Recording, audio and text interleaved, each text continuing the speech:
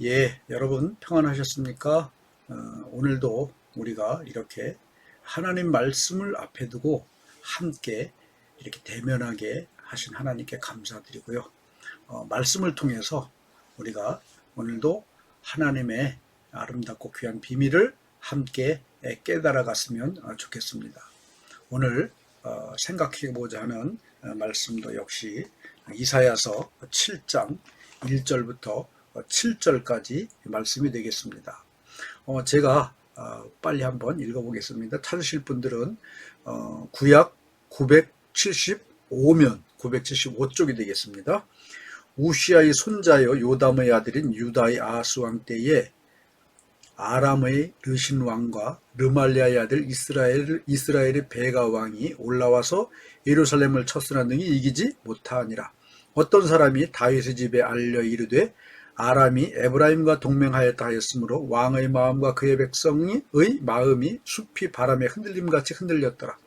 그때 여호와께서 이사야에게 이르시되 너와 네 아들 스알야숲은 윗못 수도 끝 세탁자의 밭 큰 길에 나가서 아하스를 만나 그에게 이르기를 너는 삼가며 조용하라. 르신과 아람과 르말리아의 아들이 심히 노할지라도 그들은 연기나는 두 부죽갱이 그루터기에 불과하니 두려워하지 말며 낙심하지 말라.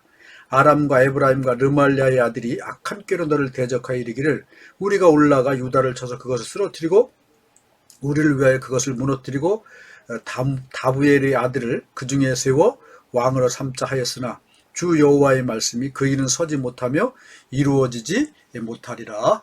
아멘. 오늘 말씀의 제목 두 번째 시간입니다. 아하스 왕을 통하여 깨달으십시오. 이런 말씀의 제목으로 두 번째 시간을 갖도록 하겠습니다. 우리가 읽은 이사야 7장 1절을 보면 아하스 왕이 나옵니다. 아하스 왕은 이스라엘의 유다 나라의 12번째 왕이다 이런 말씀을 드렸고 그 다음에 특별히 이 아하스의 그 손조인 조상인 다윗에 대한 말씀을 드렸습니다. 하나님께서 다윗을 그렇게 들어서 하나님의 도구로 사용하신 이유는 뭐냐 하면 내가 이새의 아들 다윗을 만나니 내 마음에 맞는 사람이라. 그렇습니다. 하나님께서 다윗을 세우시고 다윗을 하나님의 거룩한 도구 왕으로 세워서 이스라엘 나라를 다스리게 하신 그 이유는 이 다윗이 하나님의 마음에 맞는 사람이었기 때문이라는 것이죠. 그래서 우리가 오늘 이 시간에 정말 하나님 앞에 간구하고 기도할 것은 뭐냐? 주님, 나를 당신의 도구로 써주소서. 이런 것이 먼저가 아니라 내가 하나님의 마음에 맞는 그런 사람으로 내가 하나님을 기쁘시게 하는 삶을 살아가자. 그러면 하나님께서 나도 모르는 사이에 나를 하나님의 귀한 뜻을 이루는 도구로 사용하여 주실 줄로 믿습니다. 여러분, 이 하나님의 마음에 맞는 사람 다윗은 왕이 됐습니다. 그리고 나라를 어떻게 통치했는가? 열왕기하 15장 5절을 보면 이렇게 말하고 있습니다. 이는 다윗이 햇사람 우리아의 일 외에는 평생에 여호와 보시기에 정직하게 행하고 자기에게 명령하신 모든 일을 어기지 아니하였음이라. 사람은요 100% 완전할 수가 없습니다. 그래도 완전하려고 노력하는 자세가 중요하다는 거죠.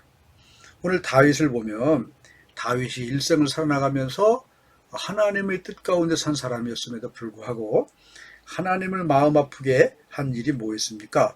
햇사람 우리아의 아내를 범하고 우리아의 아내를 뺏었다는 거죠.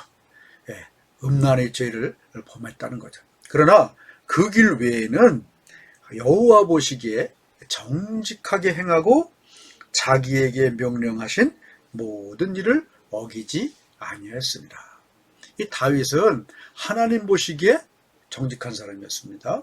여러분, 우리는 정직이라는 그런 기준을 어디에 두느냐. 법만 어기지 않으면 정직한 거다. 대부분 이제 이 사회는 그렇게 봅니다. 그래서 검찰이 왜 중요합니까? 누가 거짓말을 하고 누가 잘못을 했는지를 가려내는 일을 검찰이 하는 거고 판사들이 하는 겁니다. 왜 그런 사람들이 존재합니까? 사람들은 정직하지 못했기 때문이에요.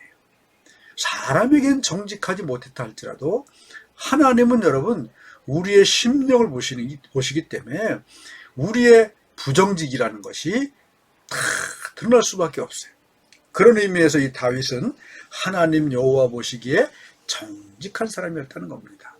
여러분 우리도 정말 세상의 기준으로 정직한 사람이 아니라 하나님 보시기에 정직한 사람이 되실 수 있기를 예수님의 이름으로 축원합니다. 그리고 이 다윗은 자기에게 명령하신 모든 일을 어기지 아니하였습니다.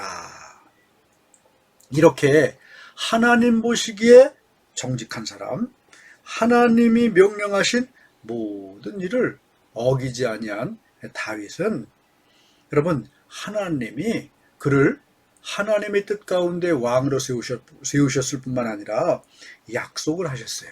무슨 약속을 하셨냐 하면 사무엘하 7장 15절 16절을 보면 이렇게 말씀하고 있습니다.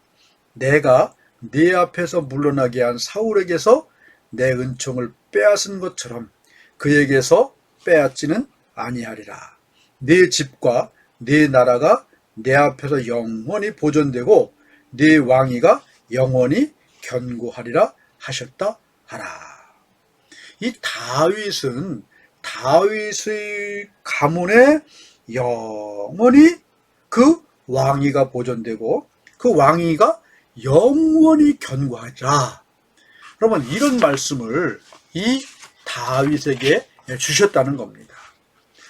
이렇게 여러분 하나님은 다윗에게 약속하셨어요. 그러고 그 약속을 지키셨다는 겁니다. 북쪽 그 이스라엘 나라는 첫 번째 왕이 누구였습니까? 남북이 갈린 후에 여로보암이었어요.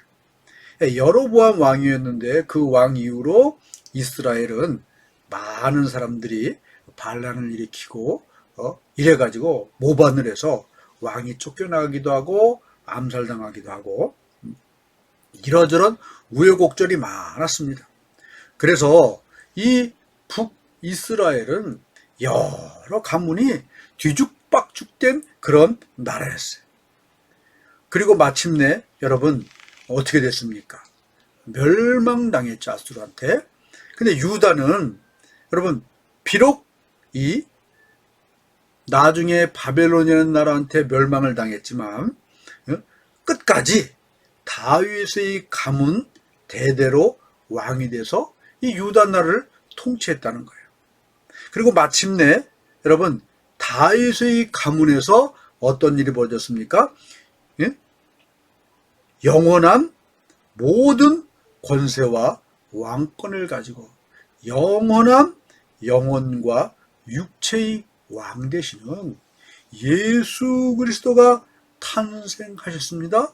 그래서 이 다윗의 왕권은 영원 무궁하게 하시라는 하나님의 예언이 마침내 다윗의 후손인 예수 그리스도로 통하여서 이루어졌다는 겁니다.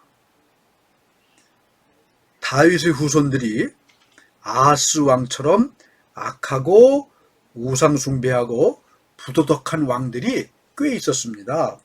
그렇다 할지라도 그를 하나님이 치시되 아주 치시는 않으셨어요. 그의 왕권은 지켜주셨습니다. 그 이유가 뭐냐 하면 바로 다윗에게 한 약속 때문이라는 겁니다. 유다 나라의 왕권이 왜 견고하게, 왜 영원 무궁하게 예수 그리스도에게까지 이어졌다고 말씀드렸습니까? 바로 다윗에게 한 약속 때문이라는 거예요.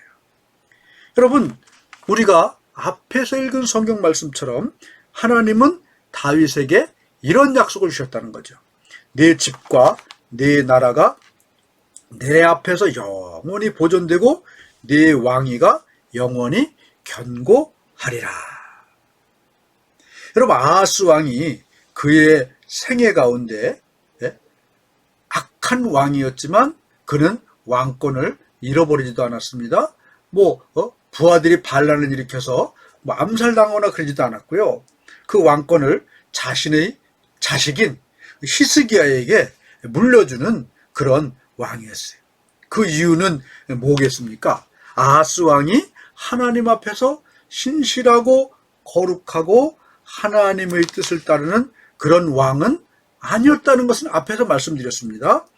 그런 왕이 아니라 우상 숭배하고 하나님의 말씀보다는 세상 권력, 아수르 이런 권력을 의지하는 그런 하나님이 미워하시는 그런 일만 했음에도 불구하고 그의 왕권이 견고하게 유지되는 그런 복을 받을 수 있었던 이유는 뭐냐? 바로 그의 조상인 다윗 때문이었다는 거죠. 여러분, 이 다윗에게 하나님이 무슨 약속을 했습니까? 내가 이새의 아들 다윗을 만나니 내 마음에 맞는 사람이라. 내가 내 뜻을 다 이루게 하리라. 여러분, 이 아하스 왕이 중간에 하나님을 배반하고 하나님을 거역한 악한 왕이었다 할지라도 그의 왕권은 유지되고 유다 나라의 그 모든 다윗의 후손을 통해서 통치가 이루어졌을 뿐만 아니라 마침내 그 다윗의 후손 가운데 예수 그리스도가 올 수 있었던 신령하고 거룩한 이유는 뭐냐? 바로 조상 다윗의 덕이었다는 겁니다. 그러므로 이 말씀을 듣는 우리 사랑하는 여러분들이요, 우리의 믿음 생활, 우리의 하나님을 향한 신실하고 거룩한 삶, 나의 인생을, 여러분, 그러한 삶이 나를 살리기도 하고 죽이기도 하고 또 나를 영생의 거룩한 복으로 인도하기도 하지만, 여러분, 나의 믿음 생활이 나에게 영향을 끼칠 뿐만 아니라 나의 자손 대대로 영향을 미치고, 여러분, 이 영적인 세계에도 영향을 미친다는 사실을 오늘 이 시간에 우리는 깨달아야 될 줄로 믿습니다. 그래서 성경은 뭐라고 얘기하고 있습니까? 내 자손 천대에 복을 주리라 이렇게 말씀하셨어요. 사람들이 이 말을 할 때 보면 오해를 하는 부분이 있습니다. 뭘 오해하냐 하면 조상이 잘 믿으면 자녀들이 예수를 잘 믿지 않고 신앙생활 안 하고 그 다음에 이렇게 해도 그 사람은 천국 가냐? 이런 이야기를 하는데, 여러분, 분명한 것은 이 영생의 복과 육신의 복, 지상의 복과는 별개라는 이야기입니다. 우리는 영생과 구원은 뭘로 받습니까? 내 믿음으로 받고 내가 예수 그리스도를 구주로 고백하는 그 신앙 고백을 통하여서 우리는 구원을 받게 되는 겁니다. 이거는 조상들의 그런 믿음과 신앙과는 아무 관계가 없어요. 여기서 말씀드리는 것은 뭐냐? 조상의 믿음, 조상의 신앙, 조상이 하나님의 마음에 맞는 사람이 된다면 하나님이 그 후손에게 구약의 말씀처럼 물질적인, 육체적인, 여러분, 그런 정신적인 복을 준다는 그 말이지, 영생과 구원의 영적인 복은 차원이 다르다는 겁니다. 영적인 복은 순전히 내가 믿음을 고백하고 내가 예수를 구주로 고백하고 왕으로 모시고 나의 삶의 주관자로 믿은 신앙 고백 가운데 개인적으로 이루어지는 거지, 절대로 조상의 덕이나 은혜, 내가 헌금을 많이 하거나 이렇다 그래서 구원은 이루어지지 않는 것이다. 여기서 분명히 우리는 이 두 가지를 구별해야 됩니다. 그래서 제가 말씀드리고 싶은 것은 여러분 영적인 복, 구원의 복이 아니라 육체적이고 현세적인 그런 복을 말씀하고 있다. 성경은 두 가지를 얘기합니다. 우리에게 복을 이야기하는데 복이 뭐냐? 첫째가 영생과 구원, 부활의 복. 이거 진짜 복입니다. 그러나 하나님은요, 우리에게 바라고 원하시는 것이 또 한 가지 있는데, 우리 인생이 수명을 다하는 그날까지 육적으로, 영적으로, 정신적으로, 가정적으로 잘 살기를 원하신다는 거예요. 잘 살다가 하나님이 허락하신 그 부름의 때에 하나님 앞에 오기를 바라는 거지. 여러분, 육체적으로, 정신적으로, 가정적으로 깨지고 무너지고 망하고 이렇게 되지만 영적으로만 구원받으면 된다. 이거는 진정 성경에서 말씀하시고 하나님이 우리에게 말씀하시는 그런 복은 아니란 사실입니다. 우리가 텔레비전을 보면 여러분, 주인공이 누굽니까?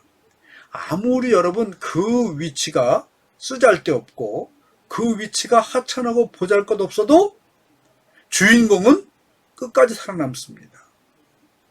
제가 며칠 전에 천문이라는 영화를 이 TV에서 봤어요. 거기에 주인공이 누구냐? 천민 관노 출신인 장영실이었습니다. 장영실이 이렇게 여러 가지 어려움을 당하고 왕의 총애를 받기도 하고 막 그러다가 결국 다시 감옥에 가고 그 사람의 마지막은 이런 조선 실록에도 어떻게 되는지 잘 모른다고 그렇게 이야기를 합니다. 그러나 그 장영실이는 천문이라는 드라마에서 처음부터 끝까지 다 잘 살아가다가 마무리를 짓습니다. 중간에 왕도 나오기도 하고 아주 높은 영의정, 좌의정이 나오기도 하고 그렇습니다. 그러나 여러분, 이 사람이 비천한 사람이고 관노였음에도 불구하고 끝까지 가는 거예요. 왜냐? 주인공이기 때문에.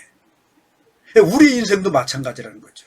우리의 인생에 여러분, 하나님이 나를 주인공으로 세워주셨습니다. 그 주인공은 어떻게 됐습니까? 어떻게 돼야 됩니까? 끝까지 살아가는 사람이 참된 주인공이라는 거죠. 중간에 어떤 사람은 사고로 죽기도 하고, 중간에 어떤 사람은 스스로 목숨을 끊기도 하고, 중간에 어떤 사람은 병들어 죽기도 하고, 여러 가지 죽습니다.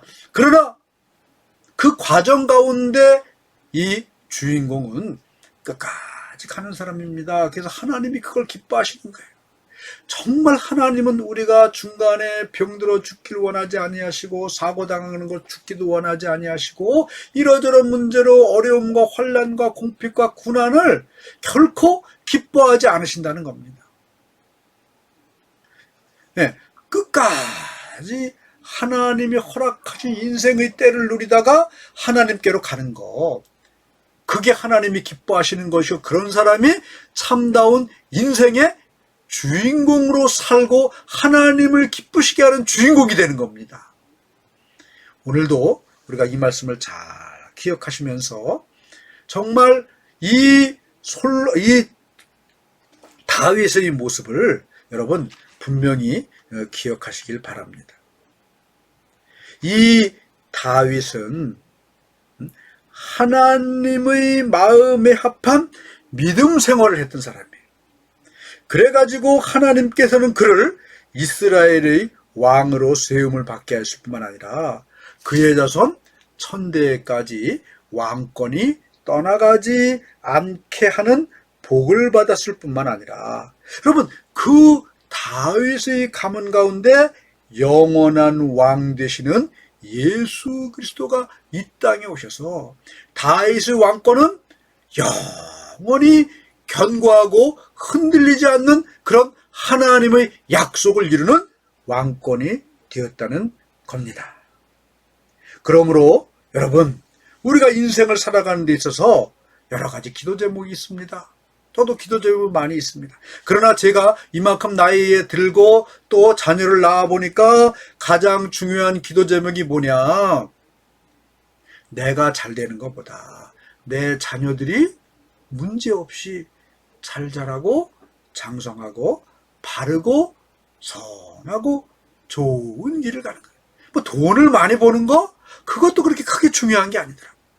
그리고 자녀들이 뭐 이렇게 크게 출세하는 거 그것도 그렇게 중요한 게 아니더라고요. 뭐냐 하면 이 땅에서 아프지 않고 건강하고 정상적으로 일반적인 삶을 살아갈 수 있는 거 이것만이라도 하면 부모로서 더 이상 바랄 게 없다는 겁니다. 그래서 이 부모의 기도 제목은 자녀를 향한